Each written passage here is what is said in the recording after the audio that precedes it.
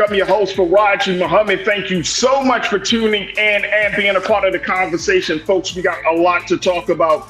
Let's talk about the first thing. We're going to give you an update about those 5 black former police officers for the city of Memphis, who beat Tyre Nichols in that brutal beating, how they're now facing federal charges. We're going to share with you the latest about that situation. Also, folks, can we have a conversation about what happened to the sister that was hit in the face with the brick? How there are some folks that are online that's saying that the whole thing was possible hoax. So we're going to talk a little bit about that, and more importantly, the implications of this latest act. Also, folks, let's talk a little bit about what's going on with the reparations movement here in the state of California. How there's a new poll that shows that a lot of people don't want Black Californians to have reparations. Wow. We'll have that and a whole lot more. Checking in with our sister, Suzette Speaks. It's not Wednesday, it is Thursday, but she said she had to jump on to give us her insight and expertise on these conversations. So folks, stay with us. It's all happening on today's edition of The Culture here on the Black Star Network. Let's go.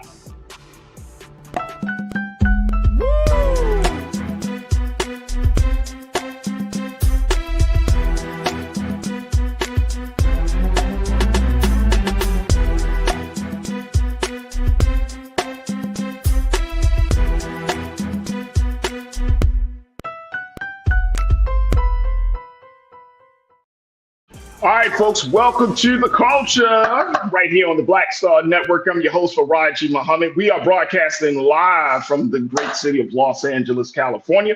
And today we are going to have some fantastic conversations. I'm really excited because even though today is Thursday, folks, and happy Thursday, we're still going to be joined by one of our most profound contributors here, one of the great culture crew members here on the show, Miss Suzette Speaks, who is a lawyer and the host of the Suzette Speaks show on YouTube. So she's going to be joining us in a few moments as she provides some insight and her expertise on all of these big conversations that we got planned for you. So folks, you don't want to miss a word.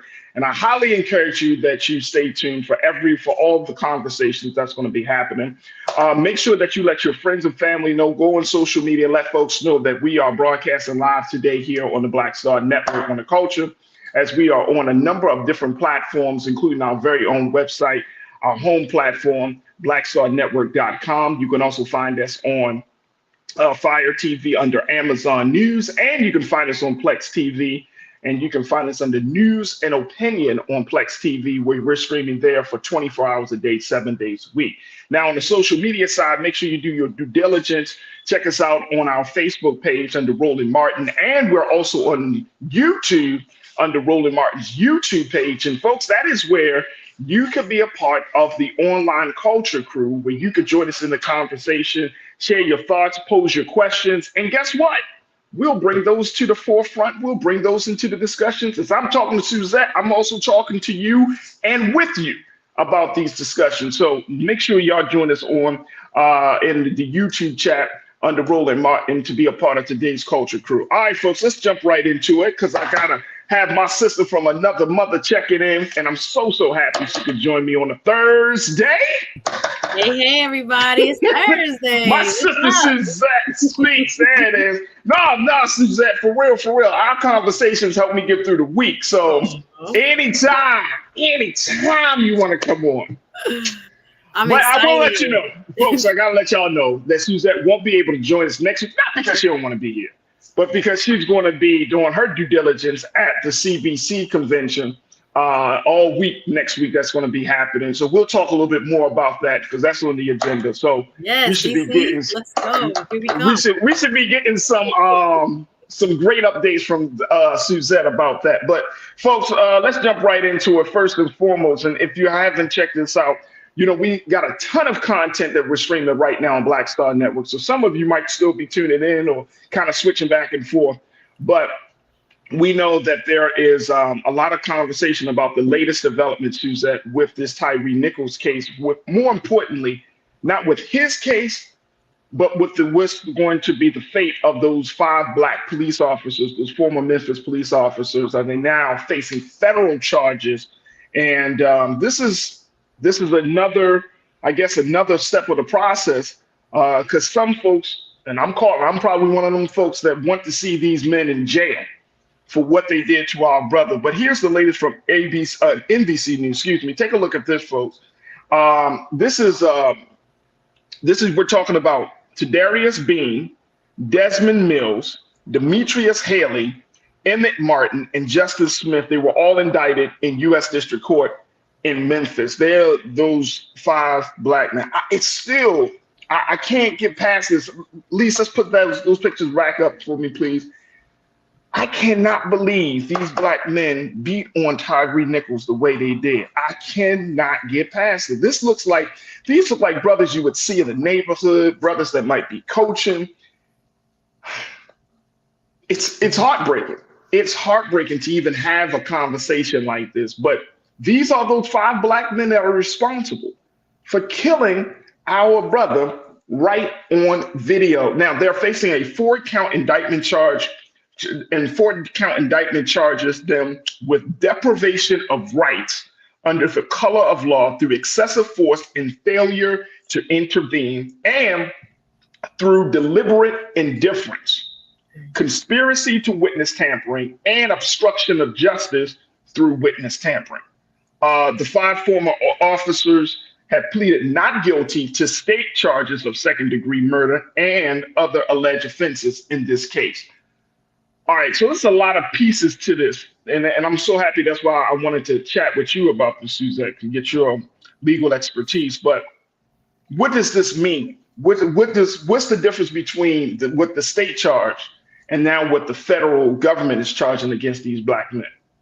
Yes, I'd love to give you a little bit more insight. I want to say what's up to the Culture crew. Thank you again for being with us. Those who are in the chat, watching around the world, Team Replay, thank you so much because we have a great topics today. Now we're starting with Tyre Nichols. As Farajii has laid out, we're now seeing federal charges introduced in this case. So as I like to give a little bit of a civics lesson, as we're always kind of hearing between the state charges and the federal charges, really in the United States, we have about 51 systems of justice. We have 50 states, which each have their own laws, right? And they have an interest in making sure that people obey their laws. And then we have a federal system of justice, which is laws passed by the United States Congress, right? And those laws also must be obeyed. So we know that back in January, when this case unfolded, Tyre Nichols, as you guys remember, the young skateboarder on his way home, just blocks away from his mom's house, 29 years old, was accosted and really on tape, we can see him beat down by these 5 black officers who, according to what we see on video, and I think there is a light post video that was just shocking and striking, showing without sound what they did to this young brother who died 3 days later in the hospital due to the injuries he received during this traffic stop. So looking back at this case, it was just in January, Farajii, and it feels like so long ago, but it happened this year.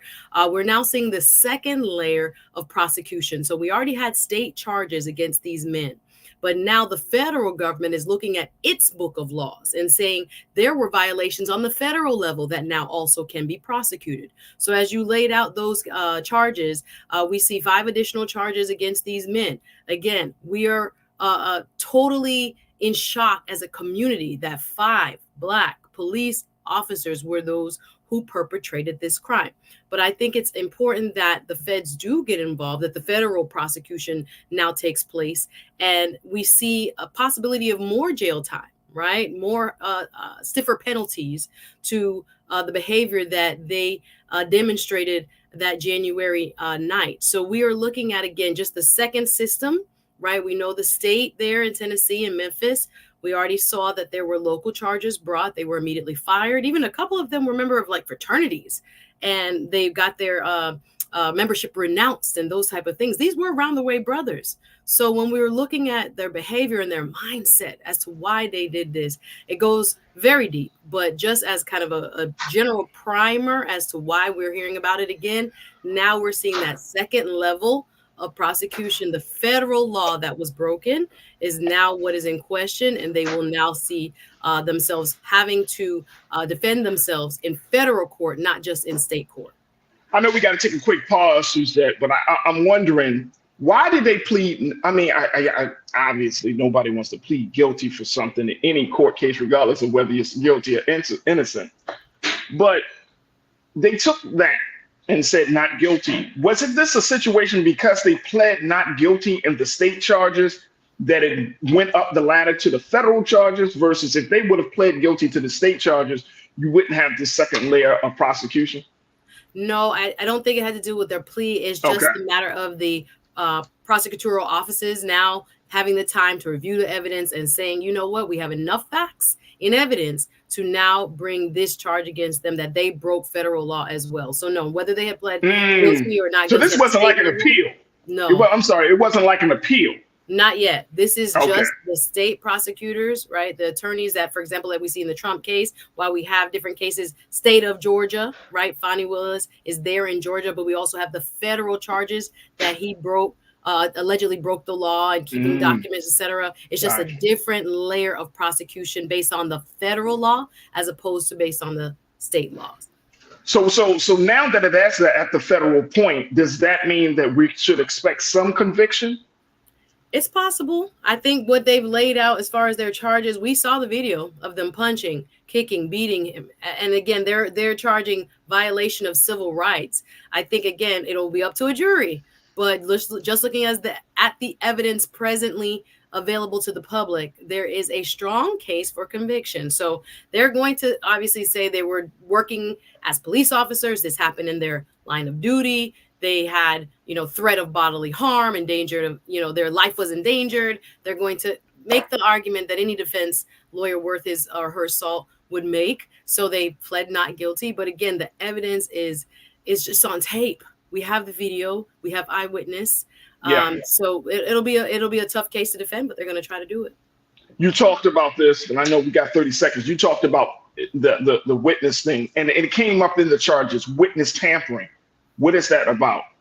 I have not read in detail for this case, but usually charges like that come with them intimidating, people who were involved or saw what happened or directly after the crime. For example, on that scene, we remember that we saw the medical personnel, the ambulance folks that did not render aid right away to that dying man laying on the ground.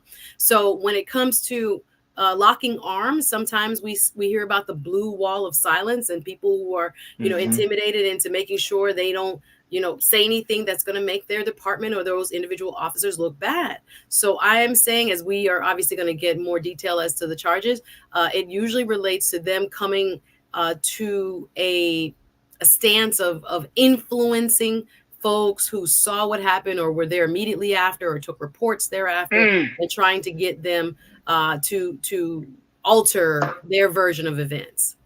Gotcha. So that could be the medical personnel. That's what came to mind. Was on scene. Yeah. I haven't read the entire indictment, but that's what came to mind when it comes to witness tampering. Those folks who are in any way just there or closely thereafter the transaction or the event has happened. People who are, contemporaneously, that's the word I'm looking for, involved in, viewing, listening to, seeing any and everything that was involved in this sequence of events. So if they in any way try to influence anyone, that's where that charge would come from. Wow, there it is. Suzette, we're going to have to keep our eyes on this, obviously, and until the final verdict is rendered in this case. But I'm glad they're getting the second level of prosecution. But more important, I'm glad that you shared with us that there are 51 systems of justice. No wonder. Each state has its own body of laws that we must obey in that state, plus the federal government's laws. So yeah, a lot of times we hear U.S. District Court, that's the United States government, the feds. Then we hear state court, that's that individual state's body of laws that must be obeyed. And we have prosecutors on both levels. Wow, there it is right there. All right, folks, we got to take a quick pause. When we come forward, let's continue the conversation on the other side. Let's talk a little bit about this situation with the Black woman that was alleged to be hit by a brick. Now there are a lot of questions and new concerns out there in social media and other spaces that it may have all been a lie. But this is not just about her.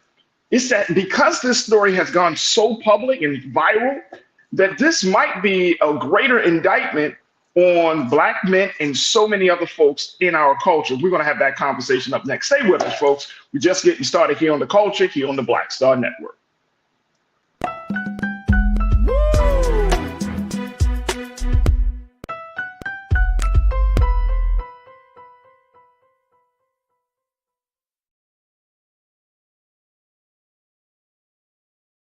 On his first day in office, with the country in crisis, President Biden got to work for us. Cutting Black child poverty in half, more money for Black entrepreneurs, millions of new, good-paying jobs. He's lowered the cost of living and prescription drugs. But there's more to do. He gets it because we all deserve dignity, safety, respect, and a chance to do more than just get by, but to get ahead. I'm Joe Biden, and I approve this message. Pull up a chair, take your seat. The Black Tape with me, Dr. Greg Carr, here on the Black Star Network. Every week, we'll take a deeper dive into the world we're living in.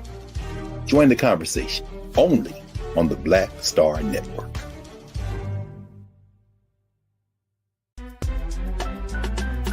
I'm Farajii Muhammad, live from LA.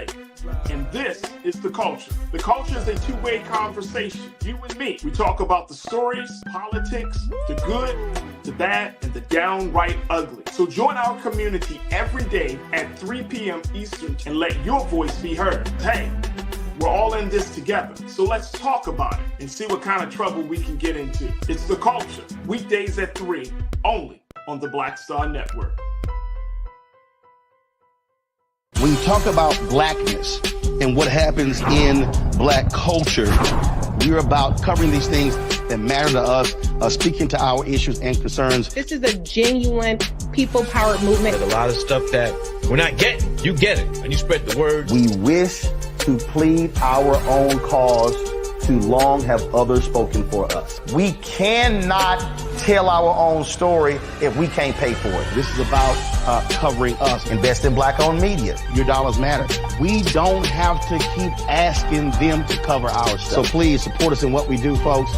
We want to hit 2,000 people, $50 this month, raise $100,000. We're behind 100,000, so we want to hit that. Y'all money makes this possible.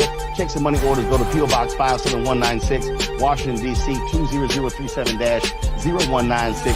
The Cash App is $RM Unfiltered. PayPal is R Martin Unfiltered. Venmo is RM Unfiltered.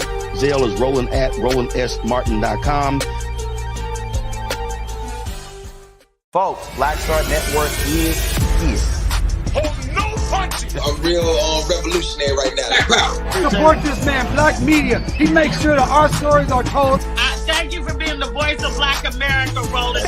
I love y'all. All momentum we have now, we have to keep this going. The video looks phenomenal. See, this difference between Black Star Network and Black-owned media and something like CNN. You can't be Black-owned media and be scared. It's time to be smart. Bring your eyeballs home. You dig?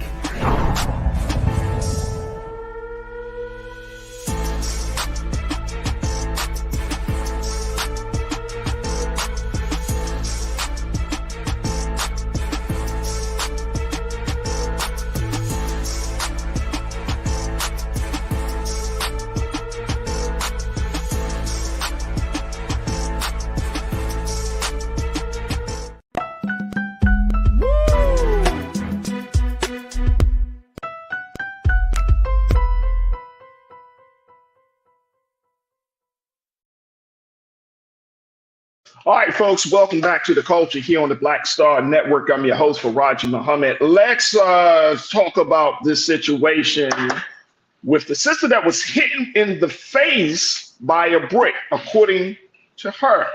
Now, there are some new concerns that are out there on social media that says that this situation is a hoax and that this is not the very first time that this young lady has made such a claim, especially in a very, very big way. Let me bring my sister Suzette Speaks back into this because Suzette, you wanted to kind of bring this to the forefront because you said, oh, of course, everybody was talking about it a couple of weeks ago. Or was it last week or a couple of weeks ago? Yeah, just last week. It seems like a last week. Yeah. Let me tell you about life and time.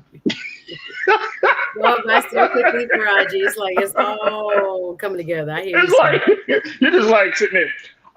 But now, you know, I knew I had strong feelings about it. Right. You kept telling me, hey, Farajii, I'm just saying, though, Farajii. I'm just saying, though. Yeah. I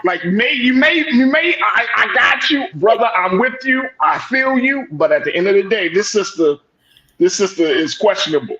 Yeah. So even though there are some talk about this, major news outlets have not verified that she did make a lie, but folks online are pulling up all types of information, and there's just some general chatter about the situation. All right, Suzette, talk to us about this. Yeah, I wanted to bring this back up, you guys, because I know we covered it right here, and that show has over 20,000 views, and people are all over those comments, Farajii. So the same energy that we gave covering viral stories, which is what we do here on The Culture, we're going to also cover when we get more information, and it seems as if in this case, there's a lot of movement. So as you guys can recall, there was a young lady, and I will say her name. All of these are allegations. Nothing has been proven. But again, we follow what the trends are. So at the time, we had her version of events, which was her recording herself. It seemed to be out of Houston, Texas, during or after a visit to a club. Her face was swole up, claimed to be hit in the face by a black man with a brick. And she, started off on a tirade. She was using the N-word. She was going back and forth, saying that there were no black men willing to interject in her plight, that she was there all by herself, and all these black men just stood around. And again, when we first covered this story, Farajii, in my spirit, and I said it then, it just didn't seem right, because the black men I know are men of valor. They come to your aid. They do show up. And this kind of stereotype that it looks like exploited, took its course on social media. It was covered by every major news outlet. And as you have pointed out, just getting ready for the show today, I was looking around, and it was no major outlet covering what could be a possible hoax. Now, all of these, again, are allegations. What has allegedly come forward now is that there's evidence that she has done this in the past, that this lady may not even have been a victim and was using this as a scam to collect funds through a GoFundMe. So she goes by Ro Bache on Instagram. And again, all parties are innocent until proven otherwise. But and she also goes by Rhoda Osman. And in this kind of viral turn of events, it seems as if there are people who've come forward, many on YouTube, many on TikTok, to say that she did this to herself, and that, again, this shows a pattern of her trying to play victim. Now, what happened was in 2020, there's evidence based on her own Instagram that she made similar allegations before, where she came forward at the time. She claimed she was hit by a security guard at a dollar store and that no one did anything about it.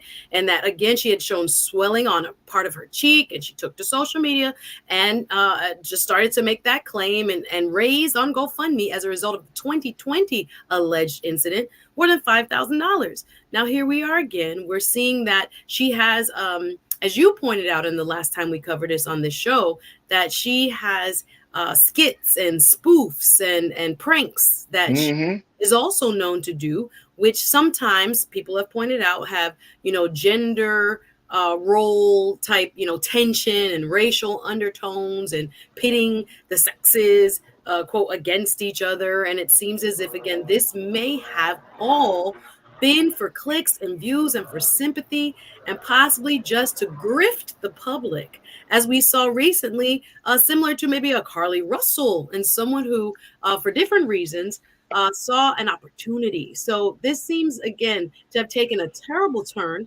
We're going to call it, just like, again, we went to the first facts that we had in the story and kind of brought it to the public, but we have to be fair and also let people know that, again, nothing has been corroborated, confirmed. All of these are allegations, but we're seeing, new information come out about this alleged victim that are very troubling, to say the least. And again, we need to gain more information, more clarity to understand if this really actually happened. And if it didn't really happen the way she claimed, she needs to be held accountable. So I agree with you, Pauline. You checked in, and good big shout out to the online culture crew. Pauline, you made that point that if she did lie, that she needs to be held accountable, that something needs to be done. You said if she is lying, she needs to get in trouble. So I totally agree with you. I think that there are so many different dynamics around this situation, because just like you mentioned, how about that first situation of Carly Russell, where we as Black folks in this country, we were rooting for her to come home safe and sound. And even in that situation, there were a number of people like, this situation doesn't sound like it passes the valor or the truth test here. So my concern is that we're starting to see more and more of this. That's one of my concern. And then at the same time, not only are we starting to see more and more of this, but Suzette, we're starting to see this coming from Black women. Now, it's like the hill gets more steeper and steeper for Black women to share their truth, to tell their story, and for them to be believed. Talk to me. What's your take on it? 100%. It hurts Black women's credibility every time we see a grifter or someone who has allegedly, hoaxed the public, right? Defiled the public's trust in, what we thought was a genuine cry for help. Again, you take time with these stories. We cover them as the facts kind of roll out, but that put a stain on Black men. I'm talking about internationally. If you look up Black woman hit by brick, all the major news outlets covered it. And again, the fact that it possibly could have been something that was fabricated and not true at all. Think about the damage, not only that it does to Black women's credibility, but that it has done to Black men.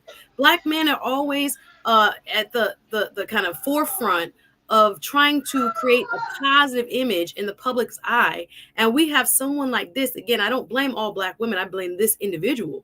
But folks who are, destroying and trying to kind of exploit stereotypes for their own personal gain, so that we see this horrific viral story. People's hearts were moved, and I don't blame people for seeing something that seems so horrific and reacting.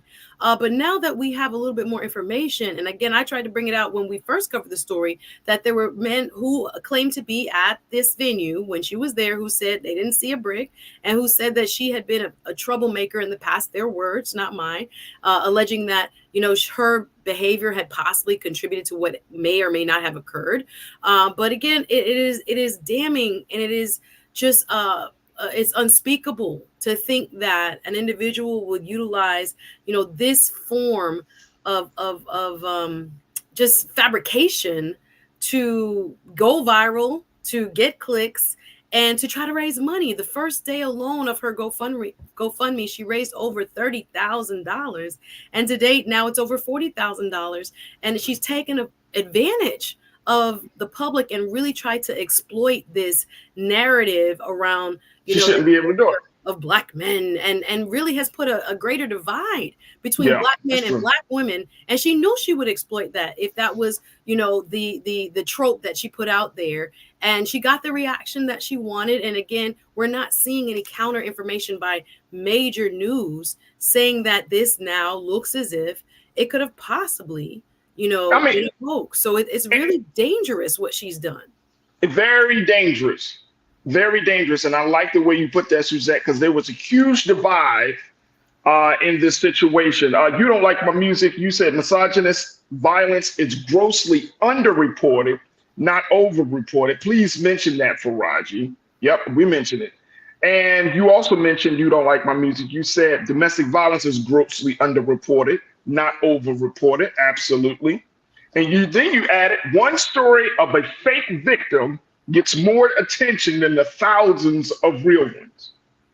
Well, do you agree with that, Suzette? I don't know that I can overly maybe simplify it in that way, because I do think it matters that we cover when a person is dishonest. It does matter, because the demonization of Black men that she allegedly has portrayed is just as violent to them as the violence that we know happens in our communities towards women. So I think, I don't think it's either or. I think it's both and. We can both say women are under attack in many instances and should, with more, investigation, be believed. But I do think when there are people who try to destroy the credibility of Black men, and had successfully done so on a wide scale thanks to social media, we also need to correct the record and say, this is not what happens. And so, this idea that, we can't necessarily highlight both, I think we have to.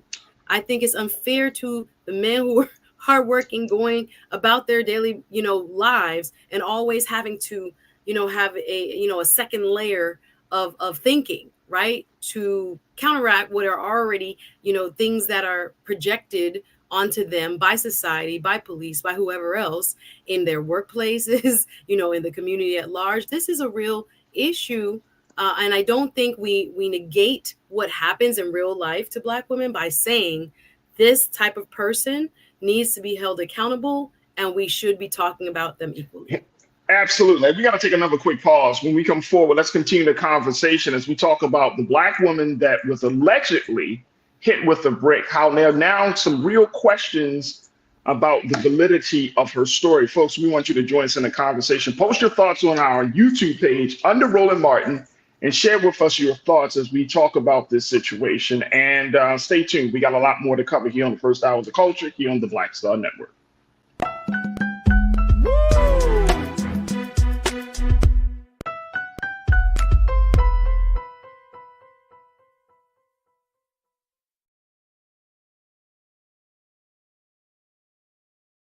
President Biden has delivered for Black America.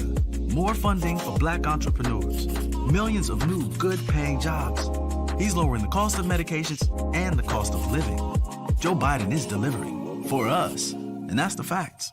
Pull up a chair, take your seat. The Black Tape with me, Dr. Greg Carr, here on the Black Star Network. Every week, we'll take a deeper dive into the world we're living in. Join the conversation only on the Black Star Network.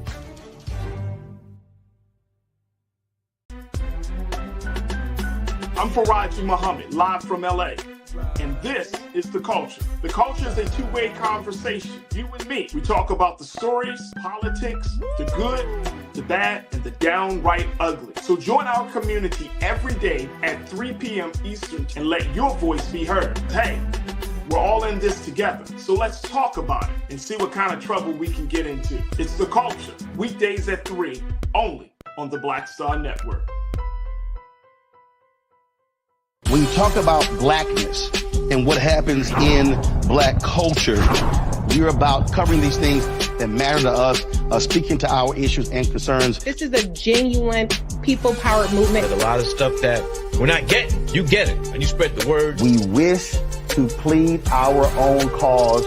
Too long have others spoken for us. We cannot tell our own story if we can't pay for it. This is about covering us. Invest in Black-owned media. Your dollars matter. We don't have to keep asking them to cover our stuff. So please support us in what we do, folks. We want to hit 2,000 people, $50 this month, raise $100,000. We're behind 100,000, so we want to hit that. Y'all money makes this possible. Check some money orders. Go to P.O. Box 57196, Washington, D.C. 20037-0196. The Cash App is $RM Unfiltered. PayPal is R Martin Unfiltered. Venmo is RM Unfiltered. Zelle is Roland at RolandSMartin.com. Folks, Black Star Network is here. Oh, no punches! I'm real revolutionary right now. Support this man, Black media. He makes sure that our stories are told. Thank you for being the voice of Black America, Roland. Stay Black. I love y'all. All momentum we have now, we have to keep this going. The video looks phenomenal. See, this difference between Black Star Network and Black-owned media and something like CNN. You can't be Black-owned media and be scared. It's time to be smart. Bring your eyeballs home. You dig?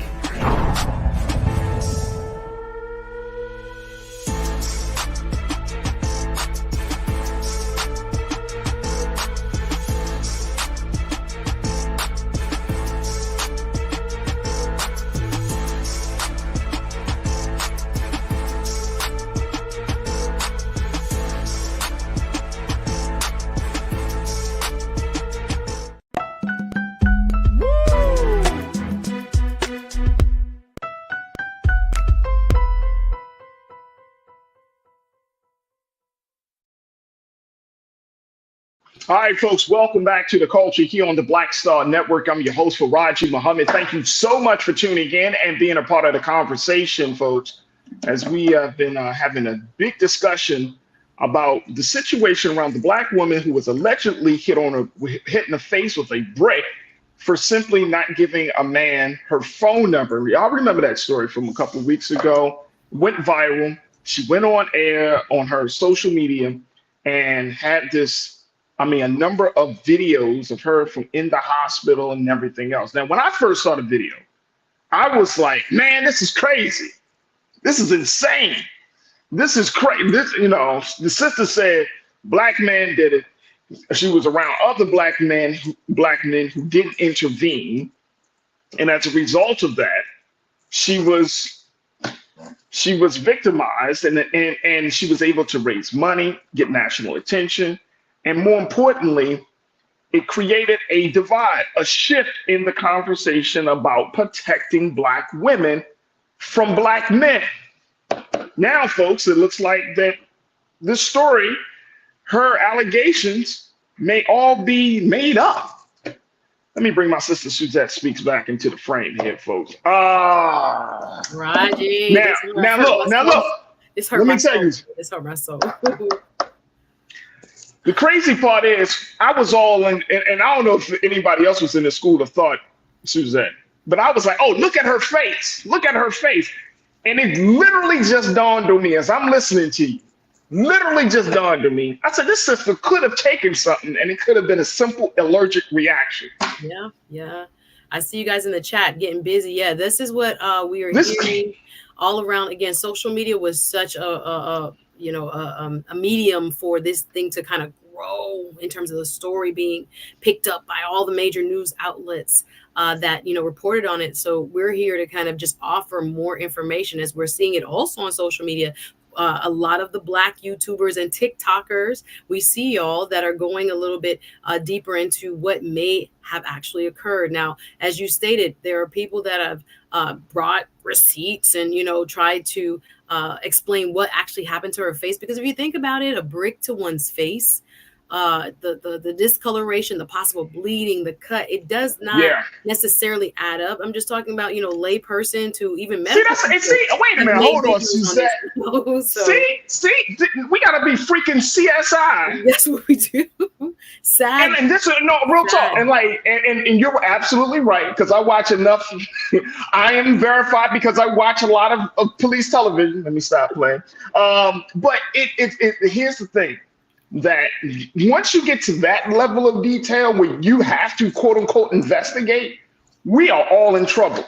Yeah. Black women are in trouble, right? Now, I'm not going to change my stance on protecting Black women. Right. And you know what? And I'm going to just be very clear about this.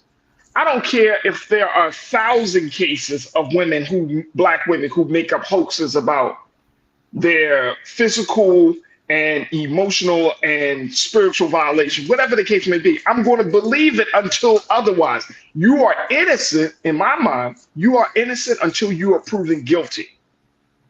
So I don't want us to get into a space where it's like case by case basis. No, if you're a Black woman and you say that you've been violated, you said you have been abused, I'm going to believe you until otherwise. Now, it's not for me to act as if I gotta be judge and jury and prosecutor and defense attorney. I'm God, and so I know what's in your heart. No, I'ma just believe you. Because if that's what it takes to keep a culture where we're protecting believing Black women, so be it. It doesn't do nothing in my back that she lied to me. In a big scheme of things, yes, we were all concerned about it. But if she lied and then she's found, she's held accountable for that lie, that doesn't break my back. It doesn't, create a major disturbance in my life. But in my thinking, I don't want to be in a space where I have to start being a CSI for every time a Black woman is violated. I just can't do it. And I feel terrible in doing it. And so I'm choosing not to do it. I hear your point. I'm gonna believe y'all. I'm gonna believe you. Until otherwise, I'm not gonna be this guy. Like, the thing is, there's so many powerful points you just made. And again, there's the micro and there's the macro. There's the global view and the individual case by case view. So as an attorney, I just look at my, facts are facts. And even when we see videos, I would say that even in this social media age that we're in, we're not going to get away from it. People going to throw stuff out there and it looks real and people, put together the story and it, so believable. There are allegations that she put saline in her own face. There are allegations that it was an allergic reaction.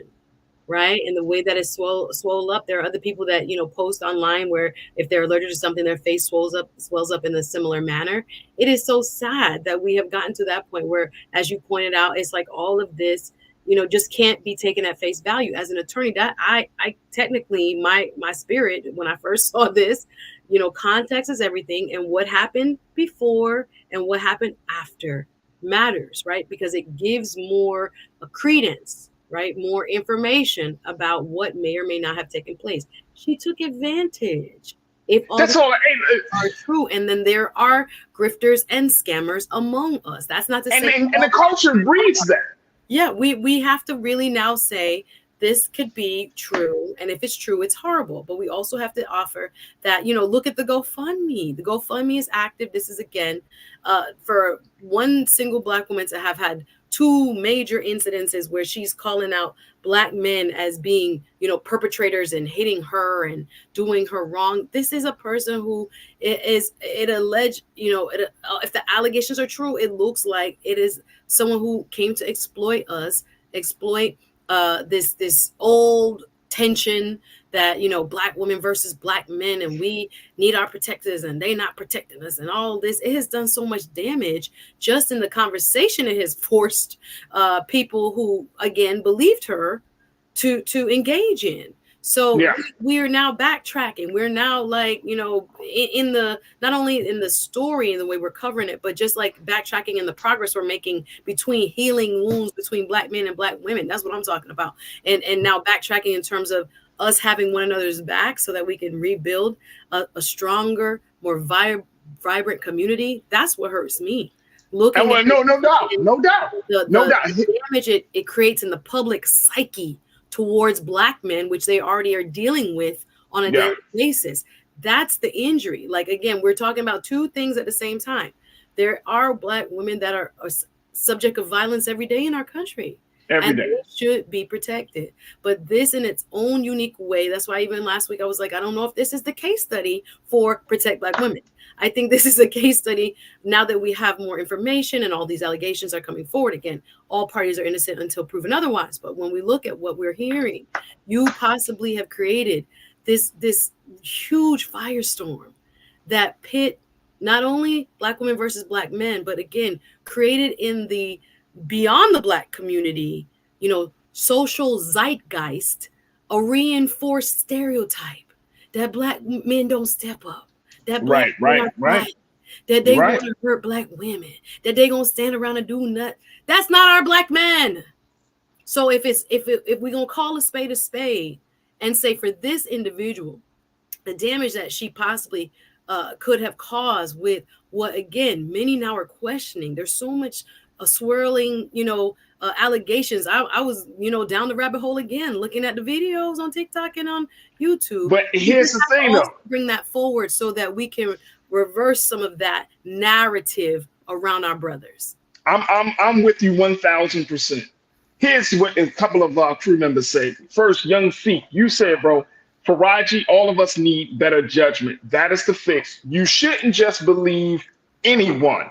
To be a good judge, you take in all information. So listen to Black women, not just blindly believe. Here's the thing, Young Sikh, I hear you loud and clear. Let me share this. What else here? Andre John, you said it. I'm gonna respond, Young Sikh. Andre, you said believing everybody can get you in trouble. No, you must prove trustworthy. She has a history of scams. You can go to jail helping someone like this. No, nope. Got you, Andre. I got you, Young. So here's the thing. How many of us, when we hear stories like this, when we hear Carly Russell, when we hear any story like this, how many of us are going to go and take time out of our day, out of our lives, to do some investigative work to try to determine if this story is real or not? How many of us are going to actually do that? Like, we will never get all the information because, one, we are not in a position, unless this is what you do, But you're not in a position, you're not going to take time and be like, let me just check to see if this black woman is telling the truth, because the last time another black woman lied. Okay, so if she lied in this case, what does that have to do? How much damage? Now, the damage is, as Suzette speaking out, is about our culture, about the perception. But I'm saying to us personally, it does no harm to us personally. We just get a little disappointed, but we're not going to do the investigative work. It's I think in this day and time, in this culture, who's going to take time and be like, let me go through all the details. Let me do the back footage. Nobody's doing that. Nobody is going to do that. And guess what? If this woman shows up on a local news, and I'm not this woman, if another black woman shows up on a local news, shows up on CNN, we automatically assume, because there's this thing in media where you trust the sources, we automatically will assume, well, if CNN reported on it, if MSNBC reported on it, if the New York Times reported on it, it must be true. We saw it with Carly Russell. But sometimes I agree with the idea that facts take time to be uncovered. So sometimes when things are initially reported, you're not going to have every single detail about who that person is, I agree. Track record. Again, that's why things go, viral. Social media now, where there is social media, but the thing is, of factual information versus non-factual information. Wait a minute, say it again, Suzette.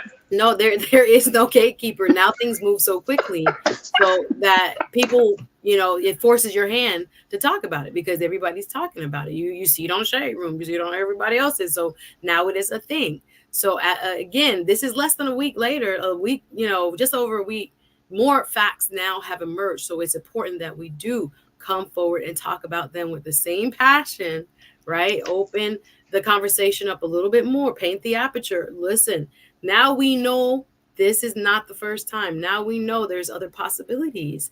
And again, we have to, I'm hearing that the person who owned the nightclub, there are allegations that he is now purported that there's nothing on video from his establishment that shows any type of brick incident.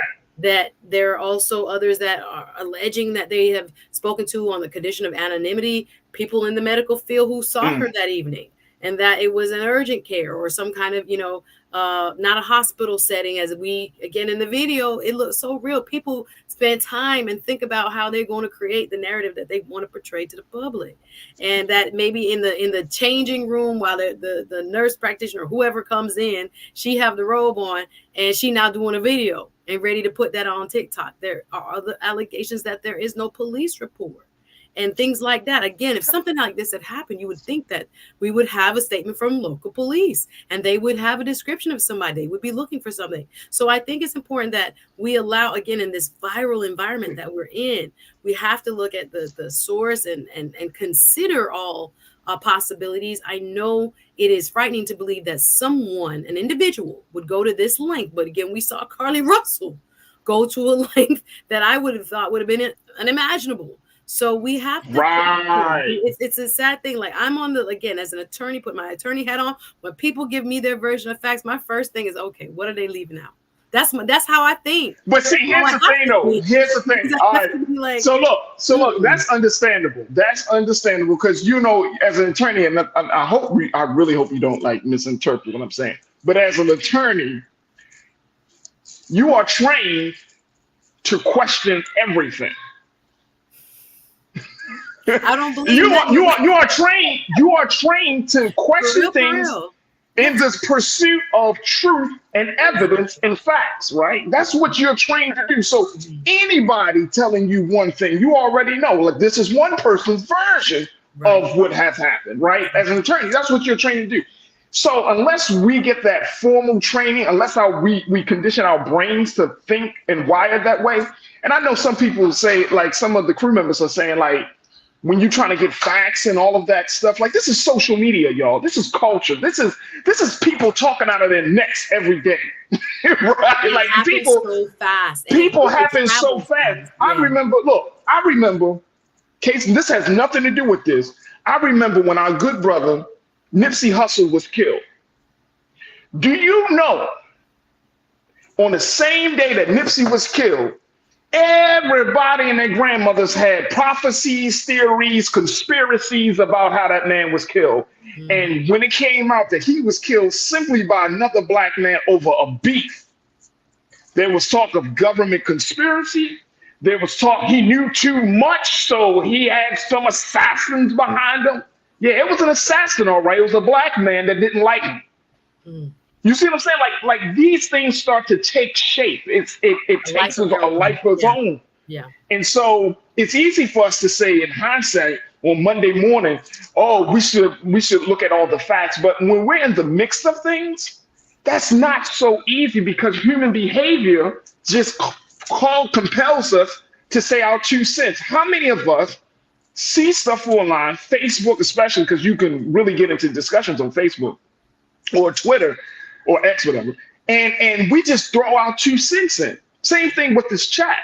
Like if we don't fact check, if we don't have people who are serious about making sure that facts and evidence is provided, man, that thing can go from, you can have one person throwing a fact, but if you have 99 other people who are like, nope, this could happen, guess what's going to happen? Groupthink is going to start to set in, and everybody's going to start thinking the same thing. So it's just a matter of, it's not just one individual. There has to be a collective determination saying, look, if something happens in Black America, and I know this is kind of idealistic, but we got to say, let's wait till all the facts come out, y'all. Let's just calm it down. Yeah. Everybody calm down. Well, people ain't gonna do that. People ain't gonna do that. I agree with you in principle, but the way, as you're saying, news moves quickly, stories go viral. I mean, things by the time, before a reporter had the whole day and checked facts, and then we came on the evening news and gave you the info that we, were able to fact check, corroborate with different sources, people who could tell us, who had direct knowledge of things. Now, things go viral first. And then we have to look at them more critically. So yes, I'm with you to the extent of that. It moves so quickly. We're going to talk about it. We got to talk about it. More information. I'm glad that we're using, platforms like this to clarify. There's more information now, and so that's why we have to question whether it was a hoax. And very quickly, we got to take a quick pause. But my editorial team, my producers, and I, when we have these conversations, this is just a little transparency. And even Suzette and I talk before we get on the show, after the show. We don't want to present information. We try not to present information when stuff first comes out. I try to, as one of the producers, just say, okay, let's look at this. Let's give it a couple of days and see how the situation pans out before we even have a conversation. Because if you jump too quick, then you're going to lose out on information. But if you wait too long, then people are going to say that you're not up on what's going on. Delicate dance. So you got to find that delicate balance between presenting the information in a timely manner, but at the same time having all the facts in place when you do the presentation. All right, look, we got to take a quick pause. When we come back, more conversation on the other side, folks. Stay with us. It's The Culture here on the Black Star Network.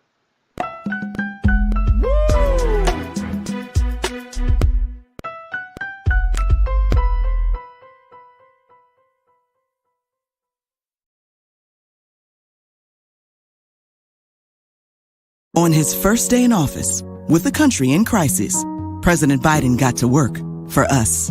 Cutting Black child poverty in half, more money for Black entrepreneurs, millions of new, good-paying jobs. He's lowered the cost of living and prescription drugs. But there's more to do. He gets it because we all deserve dignity, safety, respect, and a chance to do more than just get by, but to get ahead. I'm Joe Biden, and I approve this message. When you talk about blackness and what happens in Black culture, we're about covering these things that matter to us, speaking to our issues and concerns. This is a genuine people-powered movement. There's a lot of stuff that we're not getting. You get it, and you spread the word. We wish to plead our own cause, to long have others spoken for us. We cannot tell our own story if we can't pay for it. This is about covering us. Invest in Black-owned media. Your dollars matter. We don't have to keep asking them to cover our stuff. So please support us in what we do, folks. We want to hit 2,000 people, $50 this month, raise $100,000. We're behind 100,000, so we want to hit that. Y'all money makes this possible. Checks and money orders go to P.O. Box 57196, Washington, D.C. 20037-0196. The Cash App is $RM Unfiltered. PayPal is R Martin Unfiltered. Venmo is RM Unfiltered. Zelle is Roland at RolandSMartin.com.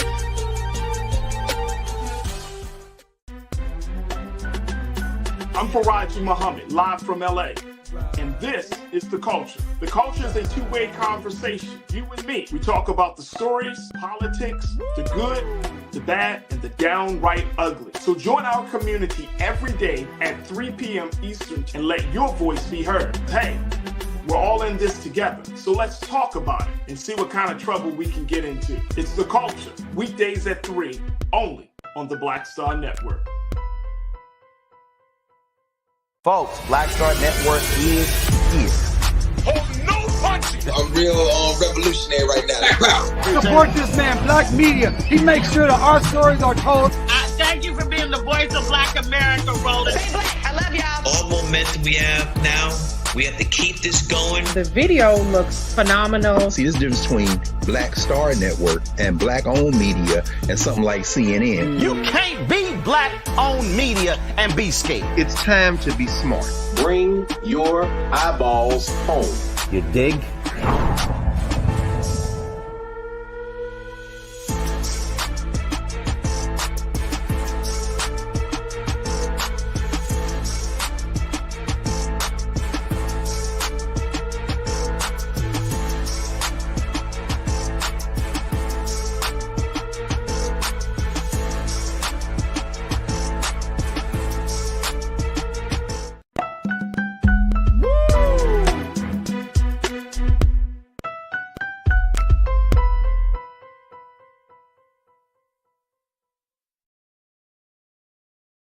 All right, folks, welcome back to The Culture here on the Black Star Network. I'm your host, Farajii Muhammad. Let's just switch gears a little bit here because we're trying to cover a lot here on today's show. And I wanted to make sure that we do give enough time to discuss this issue, something that we can actually believe in, folks, which is the issue of reparations. Now, we've been having a number of conversations here on this show, on this network, about the importance of reparations. And as we know, states such as California, Illinois, New York, these are states that are actively looking for ways to bring some level of repair, whether it's financial repair, financial compensation, or in other ways, to deal with how do you repair the damage to a people that have been aggrieved and oppressed for over 450 years as a result of the transatlantic slave trade. And so there was another major development, or I won't say major development, but there was something that came up just recently where there was a poll that was done, folks, around this issue here in the state of California. NBC News talked about this. And Lisa, if we could put this first quote up in here, there is some level of resistance on reparations in California.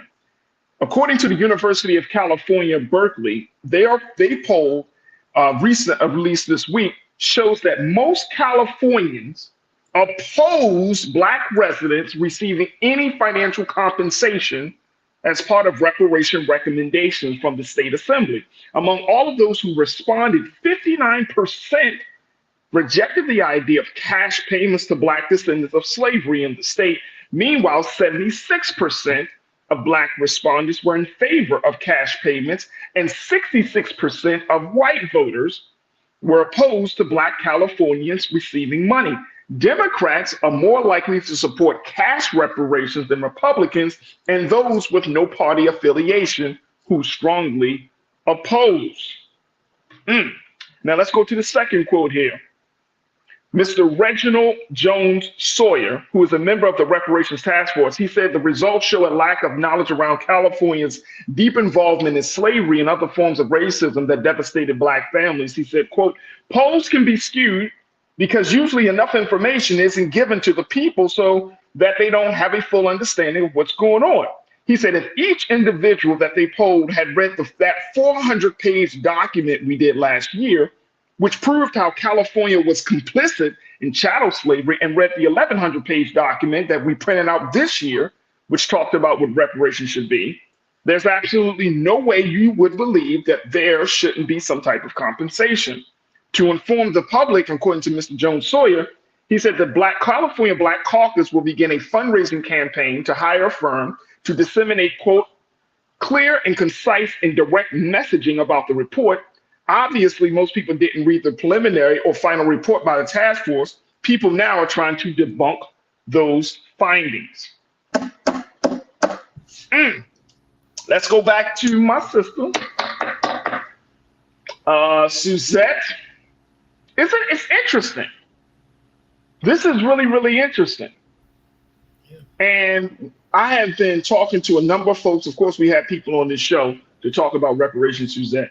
But to hear that now that there isn't an overwhelming support for reparations in one of what many would say is one of the most progressive states in the country.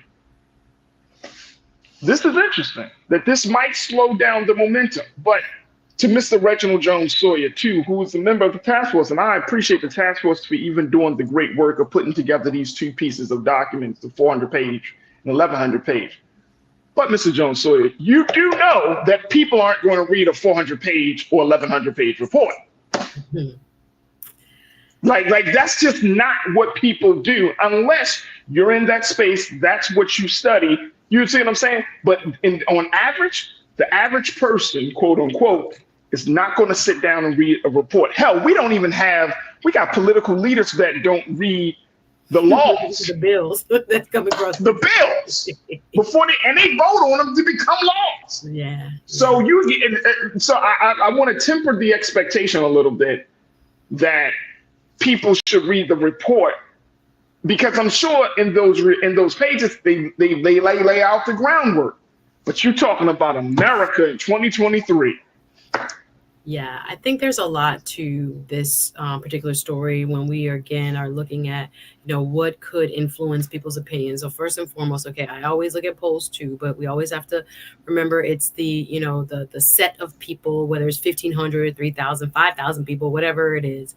The subject matter they cover represents what those people in that poll, and again, we don't know what their age or racial or ethnic makeups are, but it's good to kind of keep that in perspective. This is not all Californians. These are the people who answered or were asked this question in the poll. We also know when it comes to polling, it depends on how you ask the question. So that's very true. That respondents may not say cash payments, but we know, and I want to give a shout out to my brother Michael Imhotep, who is the resident, I think, expert here on the Black Star Network when it comes to reparations and how it benefits the country as a whole. When he describes it, if you were injecting money into, Black households, Black businesses, Black education, the country as a whole is lifted. Right? White folks also benefit and make money. Right. And there's an entire ecosystem that is fed. So I think when he, has been on this program with us and talked about how we must also educate people on how reparations is not just a Black thing, this also leads me to the ideas that we really need to emphasize the teaching of American, slavery. Right. And the history that I don't think a lot of people may or may not have a complete understanding of. Right. Even Black folks. But let me pose this question as we talk about this, Suzette. Yeah. Is the issue that people don't know the history, or is there something else at play here? You see what I'm saying? Is it really about the history of the historical? I don't think, first thing, I'm being very serious when I say this. I don't know anybody over the age of 18 that's never heard of the transatlantic slave trade. Well, when it comes to specifics, for example, Bruce's Beach. And most Americans never heard of Bruce's Beach before. We covered it and people understood that these folks' land were, taken from them by the state of California. And it was just recently awarded back in terms of a cash payment to their descendants, right? They had created what was in fact a Black resort because of apartheid in America, separation based on race, according to law. So I would say yes, as a kind of a broad idea, people know about, quote, slavery, but the individual impacts and the impacts of their city, their local community government, their state, I don't think is as well known. So even I think Florida history and things like this, that's why I'm like, reparations as a whole, for people who are looking around and say, we had President Obama, you guys have access to college, you guys, I sit at my house and look at PBS and talk about, you know, the integration and see stories and film about the integration of, you know, Mississippi and certain school districts, so, which really happened all over the country, that even though it was a law to integrate schools, there were creative ways that are even replicating themselves right now. When we talk about so-called school choice and people being able to take their kids out, white folks did that in mass in order not to have integrated schools. Do people know that history? No. We want. But will that compel people? No, we want to make sure that all Black kids stay within the public school, and we have a two-tier system where people who have, you know, access and money have actual real life education and develop real life skills, and therefore long-term possibilities for their lives, as opposed to people who get inferior educations by this systematic defunding of public education. And I could go on. I'm talking about those histories. The average person don't know the links between what the government, the actual city, state, and at one point our national government sanctioned, so that there was one group in our country that was elevated and one group that was subjugated. Like I'm saying that I don't know that they know the historic and real life implications of what slavery was. I think they understand this concept that's happened and it was bad, but what impact it had and even has now, generationally speaking, I do not think, especially the American public at large, that we have in our country, and probably by design, a good grasp and understanding of what it meant and how we are all living with the outcomes of what was, you know, America's, you know, darkest, you know, sin. Like, this is not, I think, common knowledge. I agree with you. And let me just add this, and then I'm gonna disagree with you when we come take a next pause. I'm agree with you on that. Okay. The thing that I want to add to it that is that I don't think Americans as a whole, not individually, I don't think that we understand the idea of the principle of justice. Okay. We just haven't, and I'm saying as a collective, we don't have, since justice is not a value of our systems, whether it's government, it's just not a value. The idea of fair dealing, of people need to be held accountable. These are ideas that America pushes to the back. These are not ideas that we hold true. Yes, we say freedom, justice, and equality, but justice means punishment in some cases. Mm. Equality means equal playing field.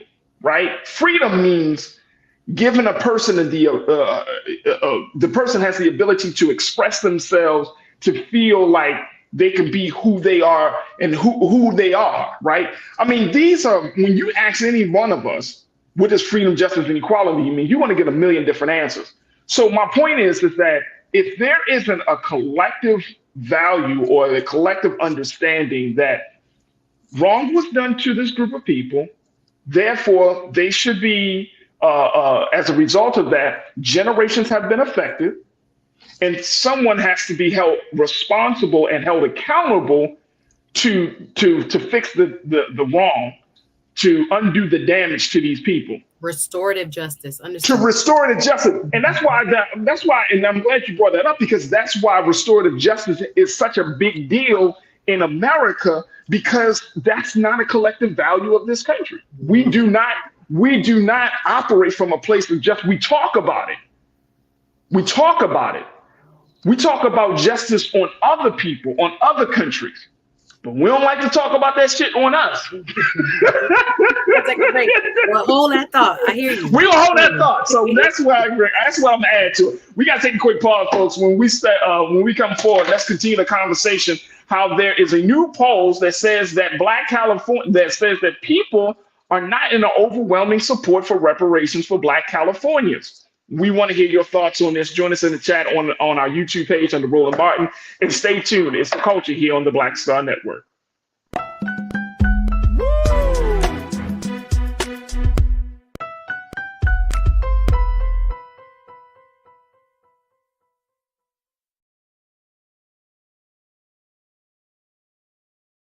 President Biden has delivered for Black America. More funding for Black entrepreneurs.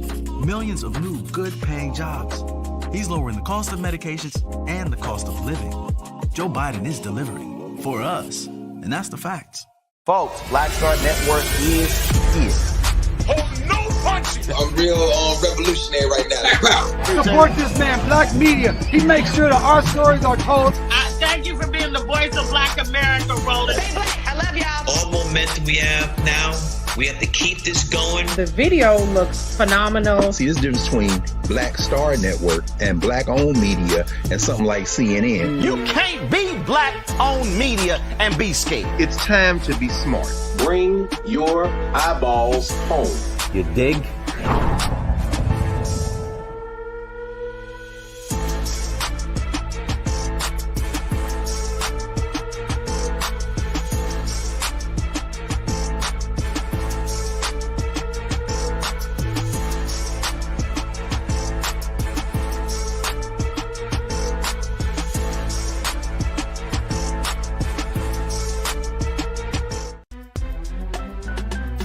I'm Farajii Muhammad, live from LA. And this is The Culture. The Culture is a two-way conversation. You and me. We talk about the stories, politics, the good, the bad, and the downright ugly. So join our community every day at 3 p.m. Eastern and let your voice be heard. Hey, we're all in this together. So let's talk about it and see what kind of trouble we can get into. It's The Culture. Weekdays at 3, only on the Black Star Network. When you talk about blackness and what happens in Black culture, we're about covering these things that matter to us, speaking to our issues and concerns. This is a genuine people-powered movement. There's a lot of stuff that we're not getting. You get it, and you spread the word. We wish to plead our own cause. Too long have others spoken for us. We cannot tell our own story if we can't pay for it. This is about covering us. Invest in Black-owned media. Your dollars matter. We don't have to keep asking them to cover our stuff. So please support us in what we do, folks. We want to hit 2,000 people, $50 this month, raise $100,000. We're behind 100,000, so we want to hit that. Y'all money makes this possible. Check some money orders. Go to P.O. Box 57196, Washington, D.C. 20037-0196. The Cash App is $RM Unfiltered. PayPal is R Martin Unfiltered. Venmo is RM Unfiltered. Zelle is Roland at RolandSMartin.com.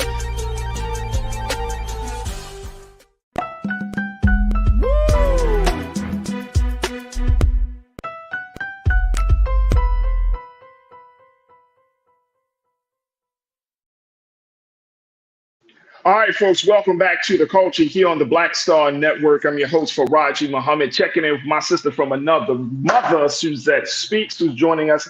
Even though it's on a Thursday, she wanted to join us for the conversations, and I'm so glad that she did.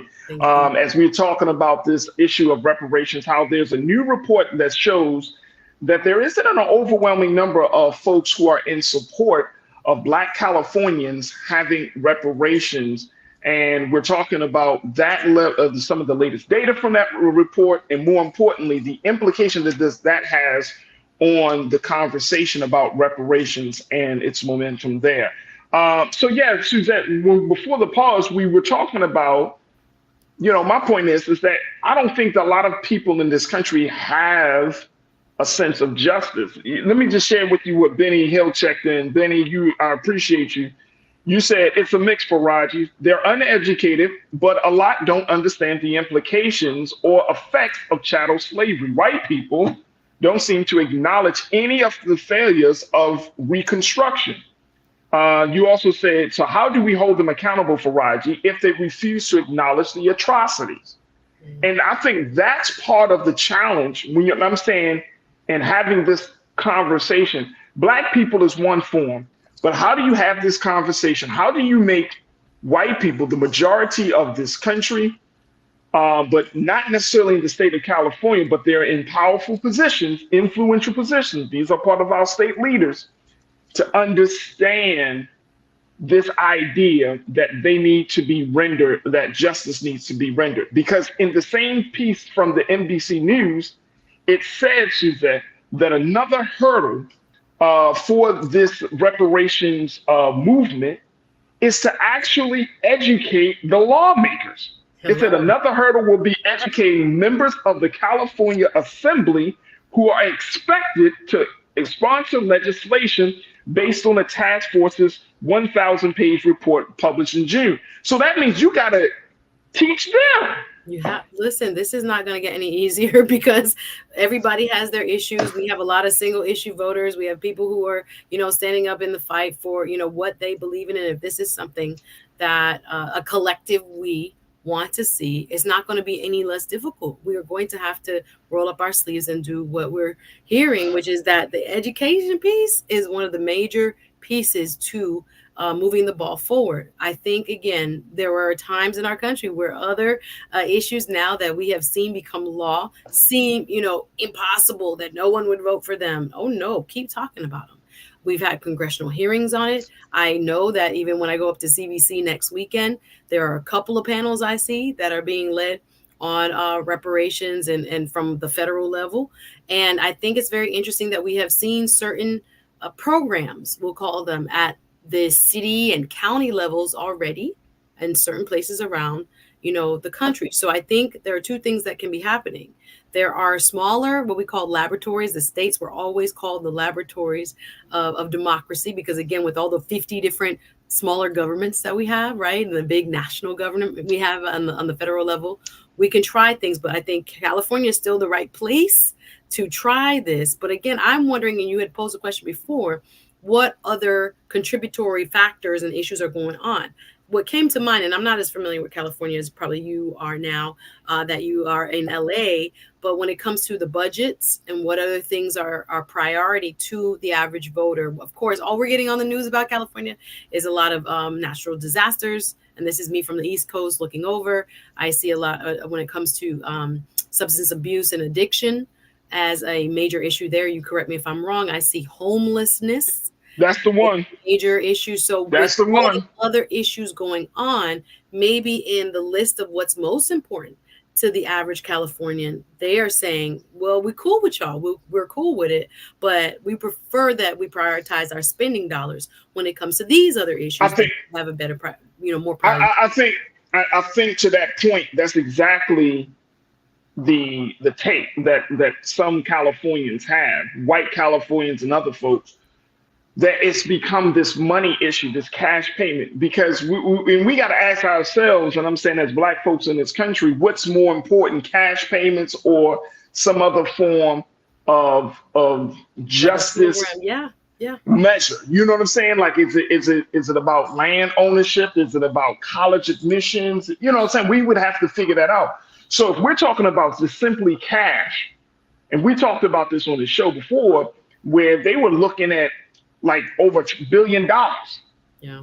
You know what I'm saying? And so now when it comes to dollars and cents, then people are going to naturally be like, we can't afford it. We can't afford it, right? Because California is already, you got all these different people here in the state of California, right? All these different people. You got a housing crisis that is just completely out of control with homelessness, right? You got 40,000 people on the streets of LA. People living in trailers on the side of the road. Trailers. And when I say that, you would think that a movie was being filmed. That's how many trailers. You see what I'm saying? And look, I love LA. I've seen people literally laying on the street, the middle of the street, just laid out. Literally got to walk over them. Unhoused, right there. Unhoused, uncared for. I've seen people who have suffered from mental health issues, literally schizophrenia, bipolar, talking to themselves, walking down the street, walking past schools and walking past businesses. Folks don't bother them, but it's present. You see it and you feel in your heart that damn, like, man, this is a effed up situation for the human being to be in. So when we have these conversations, it's like we just got to figure out, like, okay, what's going to be the priority for the state, right? And I think for even those school of thoughts about lineage versus, the harm, the folks who say, well, if you're Black and you've been harmed, you should be qualified. We got to figure out how to bring these two ideas together, because I think they're both right. I think, okay, lineage, understood, but harm, we've all been harmed. We all been affected.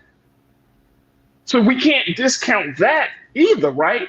So I think this is a big part. But more importantly, if you got to educate lawmakers on seeing something like this, we have to. This is why we have to pay Black lobbyists, people who are involved at different levels in this system. It's all important. Again, no one is going to give any ground just because it's right.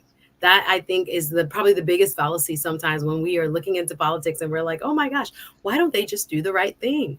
There are people who, again, look at this board, this chessboard of sorts. Like, I think Nicki Minaj, who was it? Cardi B says she living like a game of power in the music industry. Well, this is like a game of power, guys, when it comes to the resources of this great nation. We have to see ourselves as inheritors and that we are a part of the caretakers of the ground that was won in terms of housing access, in terms of education access. What you yourselves, us here, again, we're a little bit more elevated when it comes to the discussion because we care and we read and we know, but we have to be educating one another. We have to work on our elected officials, whether you are calling them, writing them, sending them articles, meeting them at, networking mixers and things like this.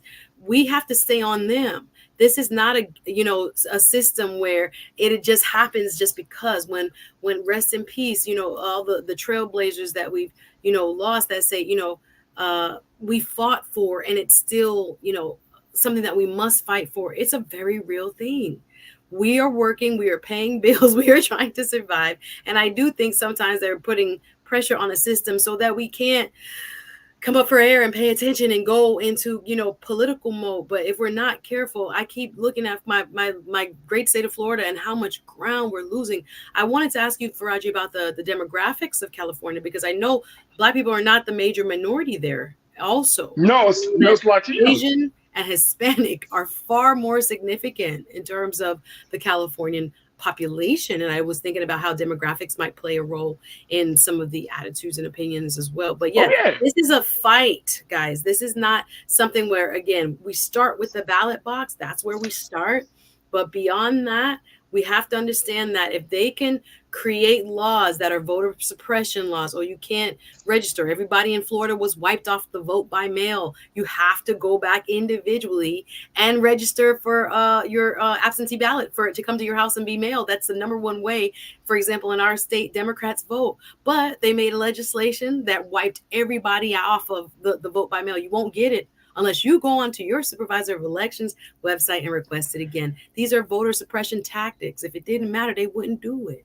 That's why we can have essentially what is, minority rule here in Florida, not us, but people who are not the majority in terms of their ideas, right, have changed rules so that the damage can kind of just stay, kind of take hold for like a couple decades. I'm looking at what we have to do in terms of Democrats in this state.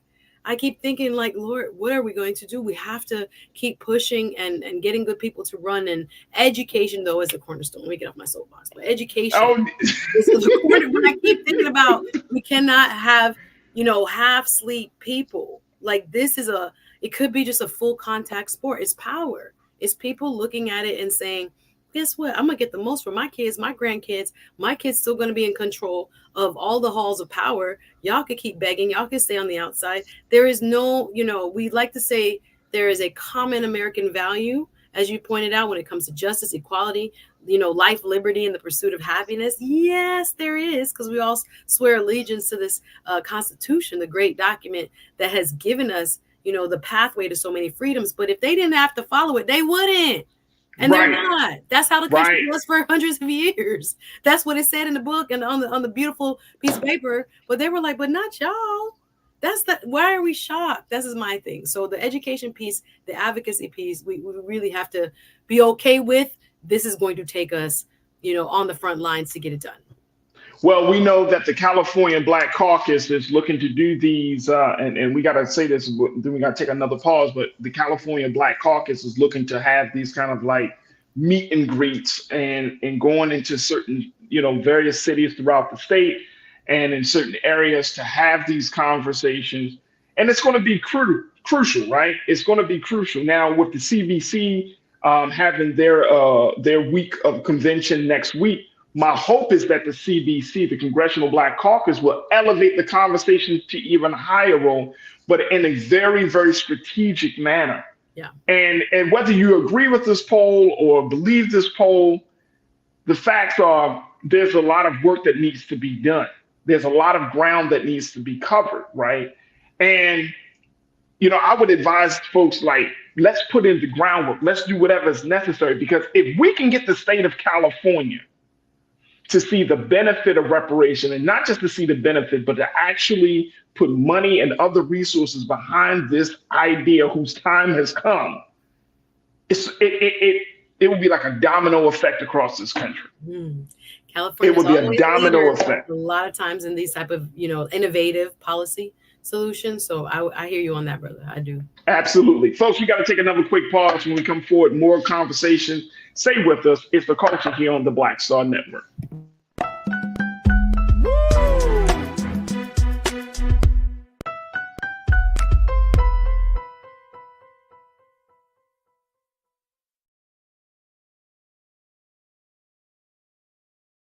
On his first day in office, with the country in crisis, President Biden got to work for us.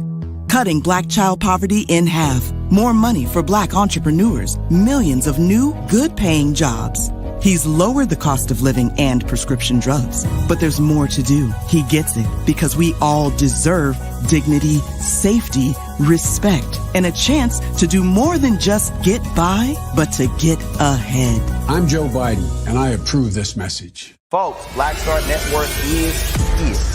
Oh, no punches! I'm real revolutionary right now. Support this man, Black media. He makes sure that our stories are told. Thank you for being the voice of Black America, Roland. Stay black. I love y'all. All momentum we have now, we have to keep this going. The video looks phenomenal. See, this difference between Black Star Network and Black-owned media and something like CNN. You can't be Black-owned media and be scared. It's time to be smart. Bring your eyeballs home. You dig?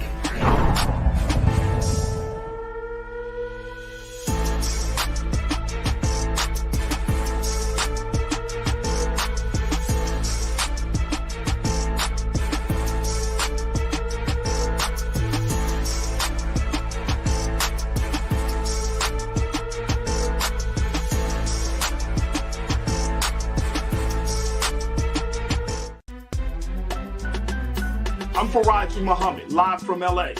And this is The Culture. The Culture is a two-way conversation. You and me. We talk about the stories, politics, the good, the bad, and the downright ugly. So join our community every day at 3 p.m. Eastern and let your voice be heard. Hey, we're all in this together. So let's talk about it and see what kind of trouble we can get into. It's The Culture, weekdays at 3, only on the Black Star Network.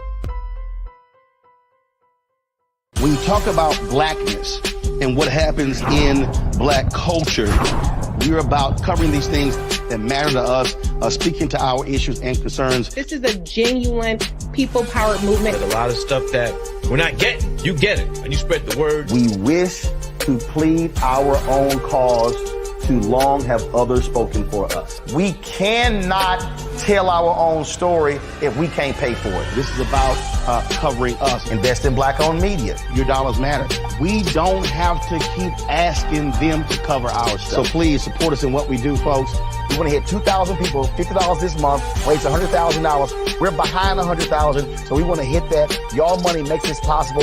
Check some money orders. Go to P.O. Box 57196, Washington, D.C. 20037-0196. Cash App is $RM Unfiltered. PayPal is R Martin Unfiltered.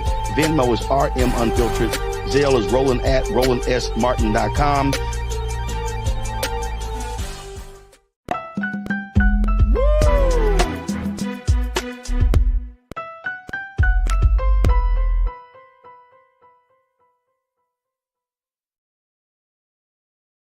All right, folks, welcome back to The Culture here on the Black Star Network. I'm your host, Farajii Muhammad, and I'm joined by my sister, Suzette Speaks, who you normally see on Wednesdays, but joined us today. And we've been having some fantastic conversations. And Suzette, next week, you won't be with us. No, so I'm not happy. But you won't be vacationing in Tulum next week. No, I wish, but no. You will be in Washington, D.C., God willing, for the 52nd Annual Legislative Conference hosted and presented by the Congressional Black Caucus. And if you aren't familiar with the CBC, this is the 58-member caucus of Black lawmakers who has this convening every year to put it en masse, to show their sign of unity, to discuss the most pressing issues facing Black America. And this year's conference is going to be on a number of issues, considering where we are, but the focus is on democracy and race. And one of the three big ideas are diversity, equity, and inclusion. So it's going to be interesting to see how the CBC week kicking off next week is going to move forward. But what should we expect, Suzette, from this week of Black lawmakers coming together outside? And I know I'm gonna throw it out there, outside the damn parties. Farajii, we gonna be outside. Hey, no, I know people be like, you hating because you don't get invited. No, I'm not hating. I'm just saying it's not. I'm just saying like we don't party enough. I might be at 1 or 2 Friday. I'm trying to look at the list now. Let me pull up my plenary sessions. Let me get to the serious stuff. But yes, always party. No, we're not gonna just party. There are over 100 different events tied to this weekend, right? So you have the who's who, of course, the Congress folks, senators who are from local. All right, wait, hold on. See, this is the problem. You know what I'm about to say, Suzette. What you gonna say, Farajii? I'm just looking at the list. This is the problem. What you gonna say? I live in Hollywood. DC ain't Hollywood. You switch to the other coast, right? No. Here's the thing. These are public servants. I know. I mean, for real, y'all. These are public servants. These are not like actors and entertainers and ball players and all that. These are public servants, right? So we sometimes within the culture, we get a little bit like we forget, like these are public servants. These are political leaders. These are supposed to be some of the most brilliant, and I'm not saying it's supposed to be. These are the most brilliant Black minds that we have to offer as we are in this space and in this relationship with our government, Black America's relationship with the United States government. These are the folks that are like the buffers. These are the folks who are supposed to guide us through any type of political, social, legislative uncertainty. And so if we keep this in mind, I think that we go into this week with the understanding that this is not about being seen. This is not about grandstanding. This is about getting work done, because millions of Black folks in this country are depending upon this gathering coming out and something substantial coming out of this gathering. I hear you loud and clear. Yes, I do. But go ahead, talk about your parties. I'm grateful that you are grounding us and that you are reminding us of the real reason that we're all coming together. And I do know, would like to add that we do have, a certain, je ne sais quoi, the rock star element, because these folks are now, public figures on our TVs 24/7. So their importance are, to the community is kind of twofold. Like, I think it is a symbol of Black excellence. And I do think there are also, real world applications that are going to come out of the discussions of the different sessions. I have highlighted, I think I signed up for like 30 sessions, even though there are several that are happening concurrently, you know, each on the hour, 2 hours. But just to give you a taste of what some of the sessions are and who will be leading them, I'm going to look at the ones I've signed up for. The moral urgency to end gun violence, a community conversation with U.S. Senator Raphael Warnock, digitizing our dollars, understanding how blockchain work. Joe Neguse, who is from out west, developing environmental policy for all and restorative policy. We have hip hop conversations, right? We talk about the and being protected in terms of our free speech, in terms of expression. We're going to be talking about, I think there are other sponsors, I should say. Zillow is sponsoring, American Federation of Teachers, trade unionists. I mean, I got so many invites. I'm like, okay, what am I going to do after 5? Because there's so many people. Maxine Waters, who serves on the Financial Services Committee. She's going to be talking about closing the capital wealth gap. I have over, like I said, I could keep reading. Sheila Jackson Lee is leading Transportation Brain Trust, talking about Black folks tapping into federal dollars. Corey Bush is going to be talking about women and queer leadership, fighting for equal rights. We have Mark Vesey, all these folks, again, some of them you only hear by name that are leaders in our Congress, but the CBC has been at the vanguard and at the forefront of political change, and change that improves the lives of all Americans, but especially Black folks, making sure we are not left behind as we, you know, this rapid changing world that we're living in. We are always kind of looking to AI. AI is big. There are several sessions on Black people and artificial intelligence. How it will affect our jobs? Oh, Lord. Black people are working in different industries. I see there are a lot of sororities who are having sessions. Politics when it comes to reproductive justice, those topics around Black folks and how we speak about that and how it, you know, has had an impact on us when it comes to reproductive justice. A lot of, man, I can't, it's like so many, I couldn't even, Hakeem Jeffries, I hope to meet him and several others. There are just so many topics that even if you can't afford to like sign up, the conference itself goes for between, you know, 200 to 250, depending on what you sign up for. There are always events, like I said, in and around the area that dovetail. They have a lot of receptions, a lot of networking, powerful networking that happens as well. So if you will be in DC or Maryland, Virginia, wherever close by, you may want to come through. It's Wednesday to Sunday, again, at the convention center, 9 to 5, but you must register.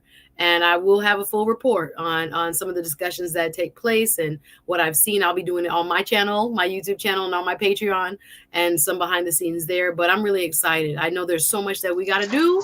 So as you said, it's about the work. It's about the work. It's about the work. And trust me, my spirit isn't, you know, I don't think these people do or don't do anything. I think that we do have some great political minds and thinkers, but I think that how we have these conversations is going to be absolutely tantamount in the sense that we have a sense of urgency, right? Like there's a sense of urgency, there's a sense of a vision. And, you know, I often bring the CBC into the conversation about where we are or where are we headed or what's the state of Black America. We know that, like, for example, Mark Morial and the Urban League. We know the NAACP. We know the National Action Network with Reverend Al Sharpton. We know Operation Push with Reverend Jesse Jackson Sr. and all of these things, right? NAACP. But and making sure that when we have gatherings like this, there has to be, when we look at the history of the Black political class, the Black bourgeoisie, that making sure that all of our people are represented, right? In such a way that our people feel like, you know what, I can't be in DC, but my guy, my legislator, or their interests are being discussed. Or their interests, exactly. They are going to be like discussed. Their interests is going to be there, right? Yeah. Because I study Black America. I know, and I'm looking at the trends, right? And it's like we want to be in this kind of Black professional class we want to be this black elitist class, but then at the same time, we want to disengage ourselves from the reality of poor people, of poor black people, right? And so my hope is that the CBC, and I'm not saying that they don't do this, but I'm saying that everybody want to disengage, but I hear your point. That's what I'm saying. I'm not going to say that. Certainly not. No. But I'm saying to always keep that line of communication where information, knowledge, know-how, all of that stuff is constantly funneling this. Because if poor black people aren't at the center of the conversation, you know this, Suzette, just like I know this, and a lot of our crew members know this. What are we talking about? Yeah. I don't want. We shouldn't present these new political ideas as a form of black capitalism.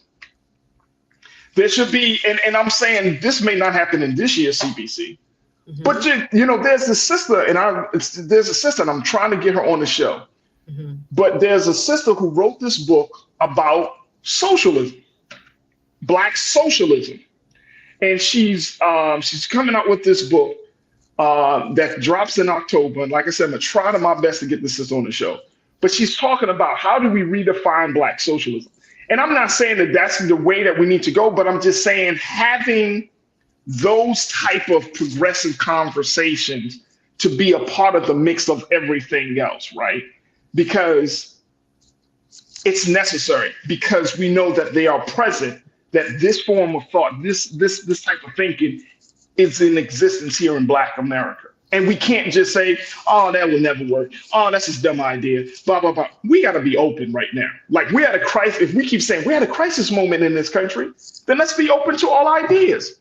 Yeah, I think they're going to be there, Farajii. I don't think it's about, quote, upper middle class or bourgeois. I think there are topics that I see, especially relating to labor, right? The everyday man, everyday woman who is working class, right? Who goes into a factory, whether it's what we're seeing with the GM strike and other people, with the UAW strike and others who are on the front lines of working a fair wage and 8 hours, 10 hours a day, getting benefits. They have people that are sitting on temp status for 5 and 6 years because they don't want to give you full benefits, et cetera. I just was at a labor forum here by the Young Democrats here down in South Florida, and just talking about everyday people and their living conditions and, what is a living wage and how our Republican friends go around those the will of the people when it comes to, for example, here we voted on a $15 living wage here. I know California has a high living wage,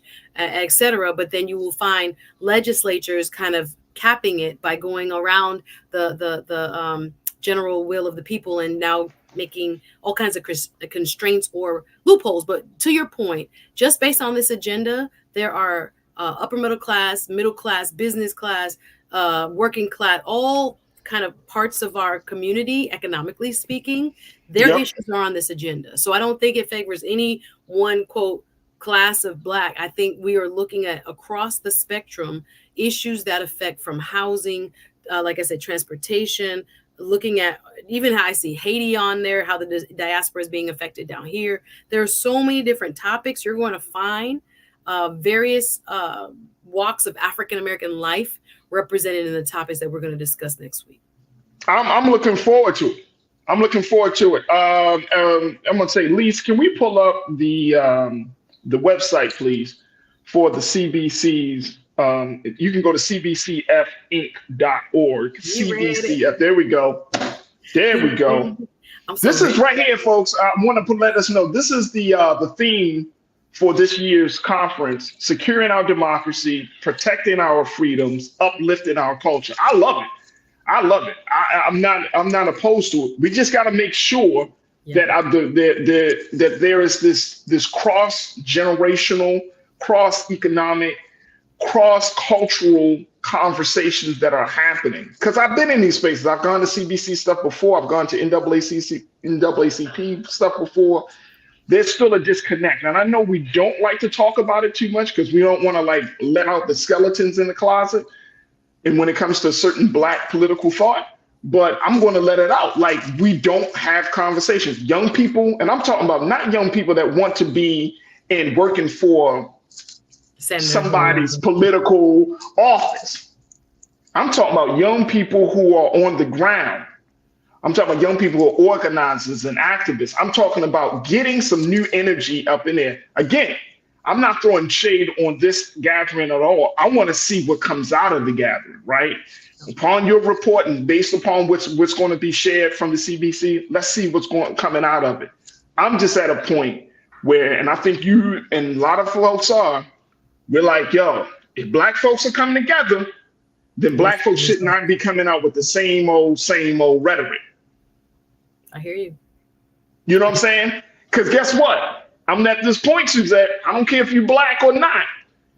If you're talking the same old, scratching and when you don't itch, we got some fire for that. Can register. There's a student registration. There's a mentor-mentee networking. Young people are encouraged to come. I hear you, because remember the CBC also I have friends that did the internship program. You can spend a summer there, right? Under the Congressional Black Caucus Foundation, learning about government, understand how it really works. Who's who? Yeah. What do they do? What do the committees do? So there are many opportunities, especially for those under 25 to come in and plug in. There's a discounted rate for folks to register as well. There are Veterans Affairs. I'm going through the list. I haven't even began to scratch the surface of topics that are here. There is one particular seminar by Maxine Waters, a young gifted in Black, etc. The 50th anniversary of hip hop, plus other. And I read there are over 60 just sessions there. Again, with not even the tied in,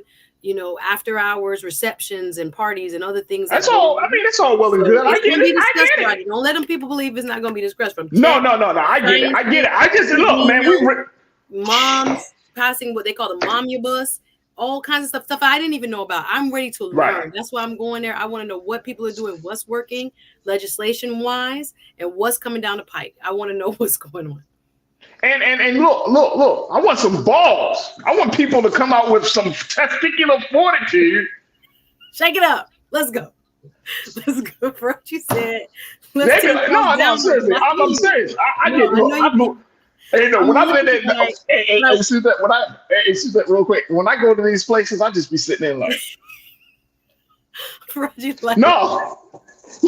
Let's start the whole thing out. Let's go. We need a new format. Like, it's important that they've been around for 52 years for a reason. And like I said, this is the open forum where the publics, lawmakers meet there. A lot of people have never met their Congress people. So, this is where we, can finally engage those who elect, right? The exchange of ideas, the people meet their elected officials and lawmakers is important. So this is the time. The exchange of ideas, I'm sure, will be happening.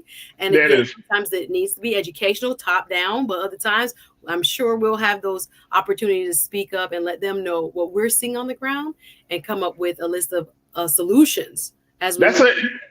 Hey, that's it. My man Andre said, he just put in one word in the chat: solution. That's it. If you ain't talking solution, if you're talking about let's go along, get along, if you're talking about wait, your time is coming, justice will come down. Man, nobody wanted it. Man, please. We are a year out from a crazy ass election. We are already under attack in our schools. We can go down the list. We got something dramatic has to happen. If you want to get Black people engaged, if you're talking about waking up Black, like my sister Lana, she always say, wake up Black people. If you want to wake up Black people, sometimes you just got to hit us in the head. Boom. Hit us in the head. Oh, getting us disoriented. I hope we wake up before that. That's just my opinion. I hope so. No, I hope so too. I really do. I really want us to hope so. So I look forward to connecting with you, God willing, in like 2 weeks. Yes, sir. And getting your report. And that will give us an ample amount of time to see all the information that's coming out from the CBC, what's been discussed. And again, this is not about topical issues. This is like, all right, let's have a bigger conversation. So I look forward to connecting with you in 2 weeks on that, Susan. Thank you so much. I'll miss you. I'll miss everybody. I miss you too. But I'll be out in DC. So if you guys are in the neighborhood, come by to CBC and check it out. Absolutely. All right, our sister Suzette Speaks, always doing her due diligence. Make sure y'all follow her on all social media platforms. Make sure y'all support her on her show on YouTube, Suzette Speaks Show. And more importantly, we thank her for being so good for the culture. All right, folks, my time has been well spent. Thank you so much to my online culture crew. Y'all have been amazing, fantastic, brought up some great things Let me give a big shout out for The Last Dragon has been a member. The Last Dragon is now a member for 6 months. So we thank you, Last Dragon, for your support and investment in Black Star Network as part of the Bring the Funk Fan Club Level 1, loving what Farajii and the culture does. That's what I'm talking about. We love you too, Last Dragon. Thank you so much. Make sure you go to our website, blackstarnetwork.com, blackstarnetwork.com. You can become a part of the Bring the Funk Fan Club at Level 1 and Level 2 and Level 3. But make sure you show your support for us because we want to make sure we keep this momentum going here on this digital media space. So your support is everything. It means the world to us. And even if you say, I can't give today, you can share the content. You can follow us on social media. You can tell your friends and family about us. But guess what? Do your part to support Black digital media like this. And trust me, you will find us nowhere else with the conversations, the contributors, the engagement for you to be a part of the discussion. You won't find it anywhere else other than with blackstarnetwork.com. All right. I want to thank each and every one of you. I want to again thank my sister Suzette Speak. I want to thank my production team, Joel, Shannon, Maddie, Chris. I want to thank my man King Keena and my sister Lise for being a fantastic production team. Stay tuned up next 6 p.m. It's Roland Martin Unfiltered with the team. Dr. Cobb, Reese, all of them. Y'all know how they do on Thursday, so make sure y'all stick around for that. Continue to support us here. Watch all of the latest shows. We've had a fantastic lineup of programming. So again, folks, let people know Black Star Network is moving along. As always, never be afraid to challenge what's wrong. Stand for what's right while being yourself in the process. I thank y'all for so much for tuning in and spending some time with us. God willing, we will talk tomorrow for another exciting edition of The Culture. Right here, only here, exclusively here on the Black Star Network. Have a great evening. Peace.